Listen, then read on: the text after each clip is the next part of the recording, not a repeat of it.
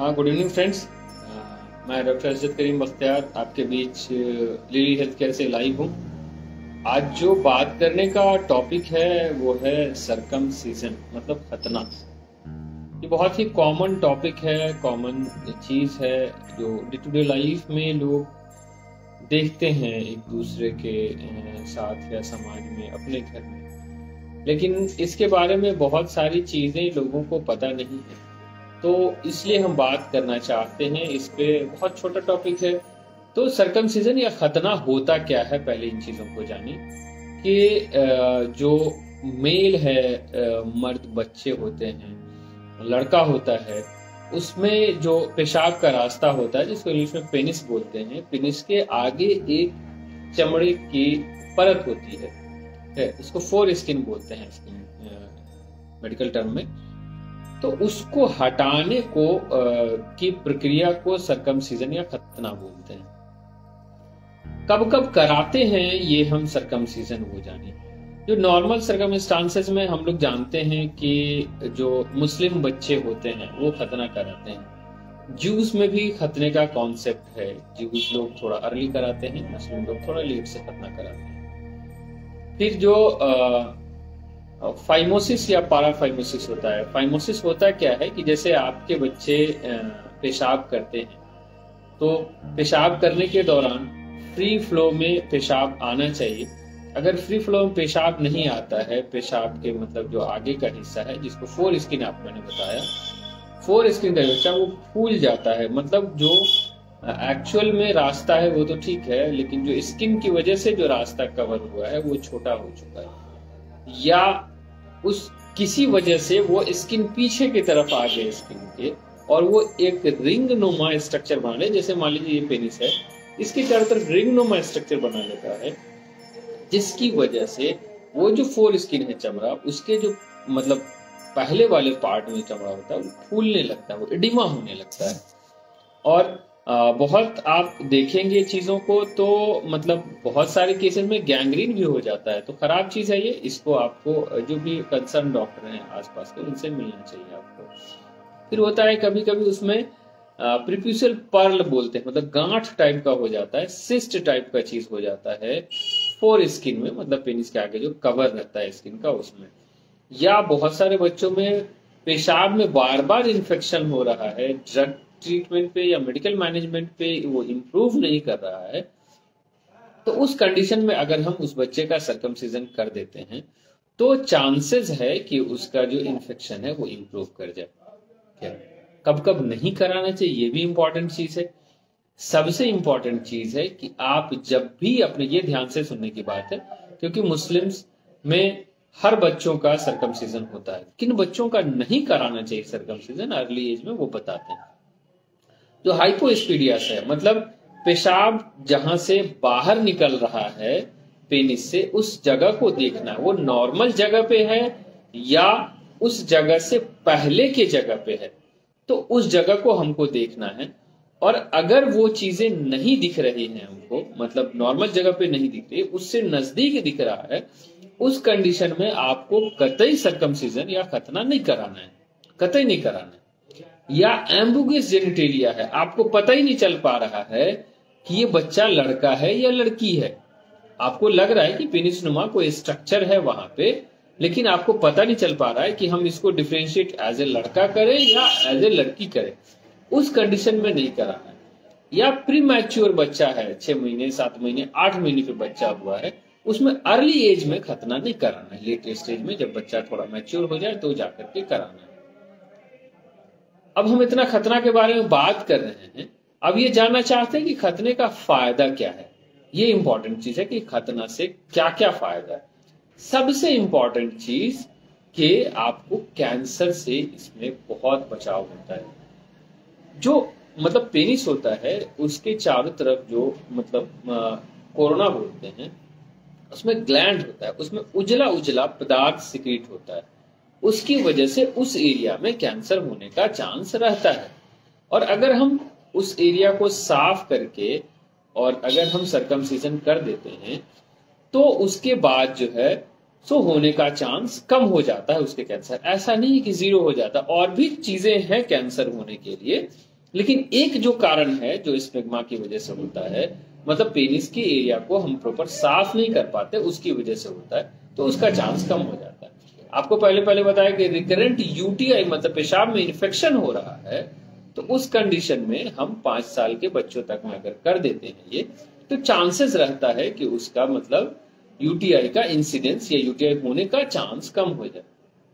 अब पहले बताया था कि पाराफिमोसिस या फिमोसिस होगा, तो पाराफिमोसिस और फिमोसिस दोनों का चांसेस घट जाए, क्योंकि प्रीप्यूस है ही नहीं, तो प्रीप्यूस नहीं, उसी के रिंग नुमा हो जाने से पाराफिमोसिस होता है, तो उसका चांस कम हो जाएगा।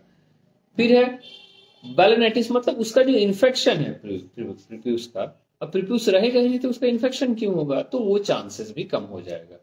वो सबसे इंपॉर्टेंट चीज है कि हमारा जो सेक्सुअली ट्रांसमिटेड डिजीज जो है, जिसको बहुत ही ड्रेडफुल डिजीज है, बहुत खतरनाक डिजीज है, ये है कि एचआईवी का चांस भी कम हो जाता है।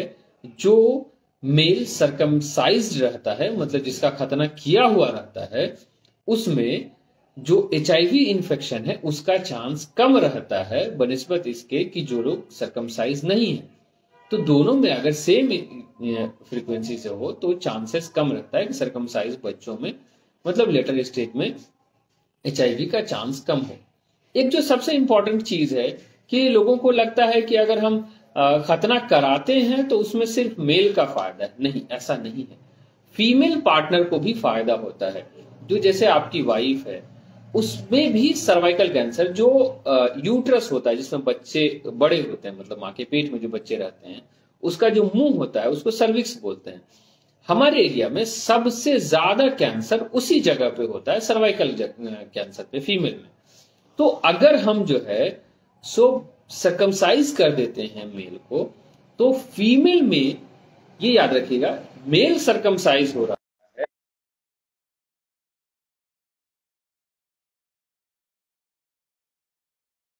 सरकमसीजन के बाद, मतलब मेल सरकमसीजन कराए लेकिन चांस फीमेल में सर्वाइकल कैंसर का घटेगा। तो इसलिए अपने फीमेल पार्टनर के लिए भी आपको कराना चाहिए। अपने लिए तो कराते ही है, अपने फीमेल पार्टनर के लिए भी कराना चाहिए। अब क्या है कि अब क्यों मतलब ऑपरेशन का कराते हैं अगर, ठीक है, तो कराना क्यों चाहिए ये तो जान गए कि क्या फायदा है। अब कहाँ कराना चाहिए, ये सबसे इंपॉर्टेंट चीज है हमारे समाज में।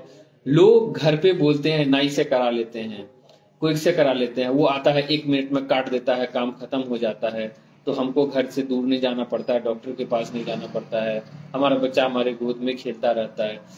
तो ये सारी चीजें कॉन्सेप्ट के साथ क्लियर करने की जरूरत है। ध्यान से सुनिएगा कि ऑपरेशन में क्या क्या दिक्कत आती है, उससे आपको समझ में आ जाएगा कि हमको कहां कराना चाहिए। सबसे पहले कि किसी भी टिश्यू को काटते हैं तो उससे ब्लीडिंग होता है, ब्लड आता है, ठीक है, तो ब्लड आएगा। अनहाइजेनिक कंडीशन में अगर हम करते हैं, मतलब जैसे जिस चीज से भी काट रहे हैं उस चीज को, तो उसमें इंफेक्शन होने का चांस रहेगा। आप गांव में या इधर उधर नाई से कटवाते हैं, उसी अस्तूरे से, उसी ब्लेड से कितने लोगों का वो बाल काटता है, कितने लोगों का दाढ़ी बनाता है, बहुत सारा काम करता है उसी ब्लेड से। उसी ब्लेड से आपके बच्चे का खतना करेगा। तो अब बताइए, वो बच्चा अपनी जिंदगी अभी जीना नहीं शुरू किया है और उसको बहुत बहुत खराब बीमारियां हो सकती है, जैसे एचआईवी हो सकता है, हेपेटाइटिस बी हो सकता है, और भी बहुत सारी खराब बीमारियां हो सकती है। और जैसे कहीं करा लीजिए, जैसे तैसे कर देगा तो पुअर कॉस्मेटिक, मतलब सही नहीं दिखेगा उसका रिंग जो होगा, मतलब सरकमसाइज जो फोर स्किन है उसका रिंग सही नहीं दिखेगा, उबड़ खाबड़ दिखेगा। तो ये भी ध्यान देने की चीज है कि आपको उबड़ खाबड़ वाले एरिया में नहीं मतलब कराना है, ठीक है।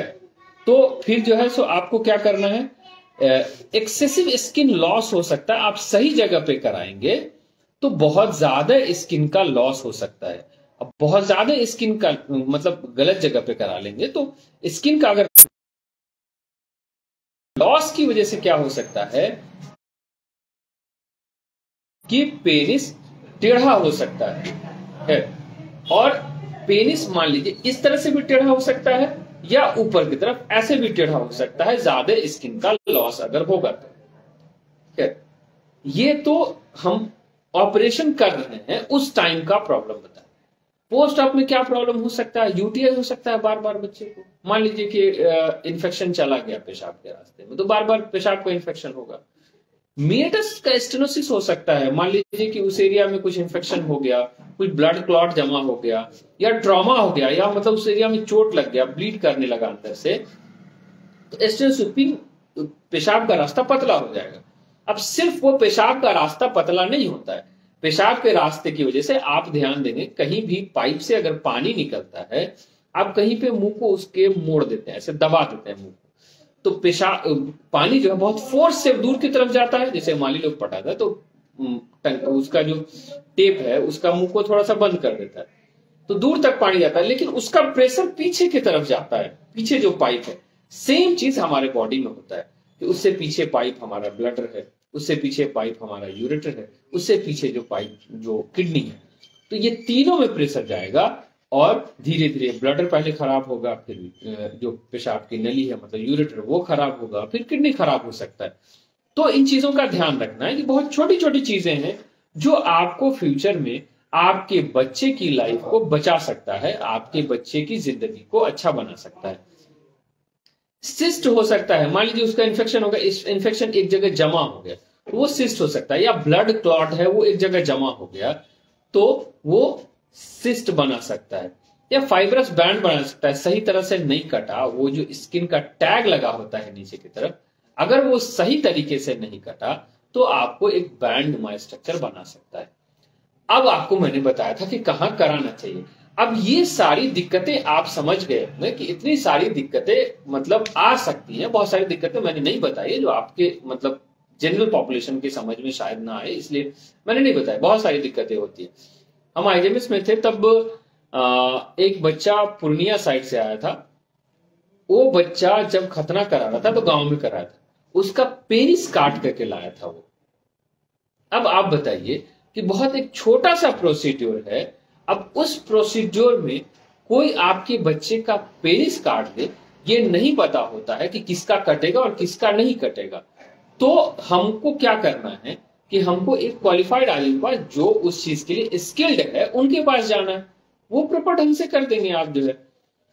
तो हमको अच्छे जो भी करते हैं, मतलब जो भी सर्जन हैं या मतलब आपके एरिया में जो भी लोग करते हैं, डॉक्टर्स हैं, क्वालिफाइड डॉक्टर्स हैं, उनके पास जाना, उनसे करना कराना। अब बताते हैं कि मतलब जो कोएक का ये है, लोग कोएक के लिए या नाई के लिए मतलब नाई से कराते हैं, उनसे कराने से आपको जो नुकसान हो सकता है वो मैंने बताया। सर्जरी कितने तरह की होती है ये इंपॉर्टेंट चीज है आज के दौर में। आज के दौर में हर आदमी चाहता है कि हमारे बच्चे का जो मतलब जो भी सर्जरी, एक तो सर्जरी नहीं हो, सबसे पहले तो ये चीज लोग चाहते हैं कि सर्जरी नहीं हो, लेकिन अगर सर्जरी हो रहा है तो हमारे बच्चे को पेन कम हो। जो भी पढ़े लिखे लोग हैं वो चाहते हैं कि हमारे बच्चे को बेहोश भी ना किया जाए, और बच्चे के सर्जरी में लोग डरते, मैक्सिमम चांसेस इसी वजह से डरते हैं कि उनका जो है बच्चे को बेहोश करके अगर करना पड़े तो हो सकता है हमारे बच्चे को कोई दिक्कत ना हो, इसकी वजह से लोग बेहोशी से डरते हैं। तो अब ये बताइए कि अब बेहोश भी नहीं करना है, बच्चे का ब्लड भी नहीं गिरना चाहिए, बच्चे को दर्द भी नहीं होना चाहिए, तो आपके पास बहुत सारे ऑप्शन नहीं बच जाते हैं। हमारे पास जो अभी नॉर्मल सर्कमस्टांसेस में नॉर्मल तरीके से जो सर्कमसिजन होता है वो बेहोश करके होता है और स्किन प्रॉपर ढंग से काट के होता है। जैसे मान लीजिए कि ये पेनिस है, इसके अराउंड चमड़ा है, तो इस चमड़े को प्रॉपर ढंग से काट दिया जाता है और काट करके फिर उस पर स्किन को सिल दिया जाता है, वो चमड़े को सिल दिया जाता है, जिसकी वजह से ब्लीडिंग नहीं हो, कॉस्मेटिकली खराब नहीं लगे, देखने में अच्छा लगे। तो इसमें प्रॉपर ढंग से पेन होगा और पट्टियां लगेगी। एक नया अभी ये रिसेंट आया है, पुराना है लेकिन बहुत लोग प्रैक्टिस नहीं करते इन चीजों को, तो उसमें बिना आपको टाका लगा, बिना इंसिजन किए हुए, बिना दर्द के और बिना बेहोशी के सर्कमसिजन हो सकता है। वो मशीन द्वारा सर्कमसीजन होता है। आज ही मैंने किया है एक पेशेंट का, और रेगुलर इन तरह के पेशेंट का करते हैं। जो 1 महीने के बच्चे हैं, 2 महीने के बच्चे हैं, पैदा हुए बच्चे हैं, सबको अलग अलग एज ग्रुप के बच्चे हैं, सब लोगों का किया जा सकता है। तो उसमें यह है कि पेनलेस सर्कमसीजन होगा, विदाउट एनी ब्लड लॉस होगा, और आप बच्चे को गोद में लाएंगे और बच्चे को घर ले जा सकते हैं। जब बेहोशी का सुई दिया जाता है तो बच्चे को मतलब जो भी क्लिनिशियन करते हैं वो 1 घंटा 2 घंटा ऑलमोस्ट 4 घंटे अपने पास रखते हैं, उसको वॉच करते हैं, और जो भी मतलब ये रहता है सर्कमसिजन रहता है उस पर पट्टी लगा के फिर घर भेजते हैं। तो आपके साथ ये भी प्रॉब्लम रहता है कि बच्चा पेशाब करेगा तो पट्टी भीग जाएगा, तो उससे इन्फेक्शन का चांस जो है बढ़ जाता है। तो इसीलिए मतलब एक अच्छा ऑप्शन है हमारे पास कि अगर हम सर्कमसिजन करें तो ब्लडलेस करें, पेनलेस करें और विदाउट एनेस्थीसिया करें, तो वो एक अच्छा ऑप्शन रहता है, जो कि मैंने शुरू किया है अपने क्लिनिक पे, और 14 तारीख को उसका एक कैंप रखा है। आप लोग ज्यादा से ज्यादा लोग आकर के, जिनके भी समाज में बच्चे हैं, ज्यादा से ज्यादा लोग आकर के अपने बच्चे का सर्कमसिजन कराएं और इस चीज का फायदा उठाएं।